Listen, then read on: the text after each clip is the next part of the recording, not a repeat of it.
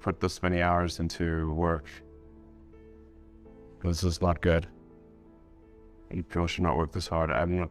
They should not do this. It's very painful. Painful in what sense? It hurts my brain and my heart. It hurts. This is not recommended for anyone. I just did it because if I didn't do it, then Tesla, good chance Tesla would die. I don't think you'd necessarily want to be me. It's very hard to turn it off all the time, to stop. When I was young, I didn't really know what I was going to do when I got older. I think when I was, 5 or 6 or something, I thought I was insane. Because it was clear that other people their mind wasn't exploding with ideas. It was just strange. It was like, and strange. Eventually I thought that the idea of inventing things would be really cool. The reason I thought that was because I read a quote from Arthur C. Clarke, which said that a sufficiently advanced technology is indistinguishable from magic. And that's really true. If you go back, say 300 years, the things that we take for granted today you'd be burned at the stake for. Being able to fly, that's crazy. Being able to see over long distances, being able to communicate, this is stuff that really would be considered magic in times past. If I can do some of those things, basically, if I can advance technology, that's like magic, and that would be really cool. Were you a little naive when you thought I can easily build an electric car and a rocket? I didn't think it would be easy. Like I said, I thought they would probably fail.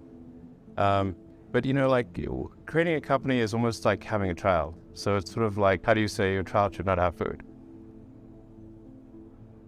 So once you have the company, you have to feed it and nurse it, and take care of it, even if it ruins you. Yeah. But I suppose there was some tough times in end of 2008. How did you get through that period of crisis? Yeah.